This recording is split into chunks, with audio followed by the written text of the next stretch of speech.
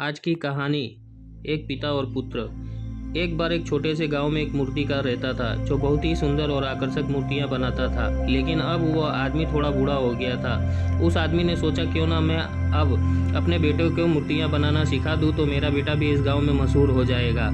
आदमी ने जब अपने बेटे से इस बारे में बात की तो बेटा भी मान गया। अगले ही दिन बेटे ने मूर्तियां कैसे बनाते हैं ये सीखना शुरू कर दिया। कुछ वक्त बाद बेटा भी अच्छी मूर्तियां बनाने लगा, क्योंकि जब बेटा मूर्तियां बनाता तब उसके पिता उसके पास खड़े रहते और उसे समझाते रहते कि क्या गलती तुम कर रहे हो। कुछ वक्त बाद बेटा अपने पिता से अच्छी मूर्तियां बनाने लगा। गांव वाले लोगों ने भी बेटे की मूर्तियों को पिता की मूर्तियों से ज़्यादा अच्छा बोलना शुरू कर दिया। बेटा ये सब सुनकर काफ़ी खुश हुआ। बेटे की इतनी तारीफ सुनकर पिता बेटे से भी ज़्यादा खुश हुए। लेकिन अब बेटे की बनाई हुई मूर्तियों में पिता ने जब बेटे की उसकी गलती बताई तब बेटे ने अपने पिता से कहा, मैं आपसे कहीं ज़्यादा अच्छी मूर्तियाँ बनाना जानता हूँ और मेरी मूर्तियों की कीमत आपकी बनाई हुई मूर्तियों से ज़्यादा है। अब आपको मुझे सलाह देने की कोई ज़रूरत नहीं। बेटे की ये बात सुनकर पिता चुप हो गए और वहाँ से चले गए। फिर कुछ दिन के बाद बेटे ने अपने पिता से कहा कि मुझे लगता है कि मेरी बनाई हुई मूर्तियों की कीमत उतनी नहीं होनी चाहिए जितनी अभी है। मुझे लगता है कि मुझे दूसरी दुकान में अपनी मूर्तियाँ बेचनी चाहिए, इससे मेरा ज़्यादा मुनाफा होगा। पिता ने कहा, ठीक है, तुम अपनी अलग दुकान खोल लो।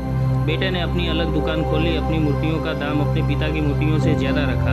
अब जो लोग उसके पिता की मूर्तियाँ ज़्यादा खरीदते थे उन्होंने बेटे की मूर्तियाँ जिनका दाम भी ज़्यादा था उनको खरीदना शुरू कर दिया। बेटा बहुत खुश था कि मैं अपने पिता से ज़्यादा अच्छा मूर्तिकार बन गया। कुछ वक्त तक तो सब कुछ ऐसे ही चलता रहा, लेकिन कुछ वक्त के बाद लोगों ने बेटे की मूर्तियाँ देखना भी बंद कर दिया। अब लोग पिता की दुकान पर ज़्यादा जाते और वहीं से मूर्तियाँ खरीदते। बेटे ने अपनी मूर्तियों को और अच्छा बनाने की कोशिश की ताकि लोगों को उसकी बनाई हुई मूर्तियाँ पसंद आए, लेकिन कोई फ़ायदा नहीं हुआ। बेटा कोशिश करते करते थक गया। अपने पिता की दुकान पर इतने लोगों की भीड़ देखकर बेटे को काफ़ी गुस्सा आया।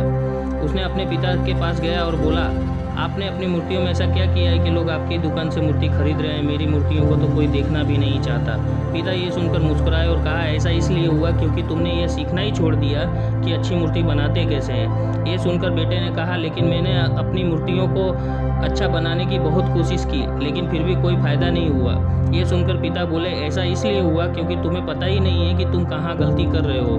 तुम्हें पता ही नहीं है मैं तुम्हें जैसा मूर्तिकार बनाना चाहता था वैसे तुम बने ही नहीं, बल्कि थोड़ी सी तारीफ लोगों से सुन लेने पर तुम्हारे अंदर इतना घमंड आ गया कि तुमने अच्छी मूर्ति बनाना सीखा ही नहीं। दिन में थोड़े ही में ही इतना ज़्यादा खुश हो गए।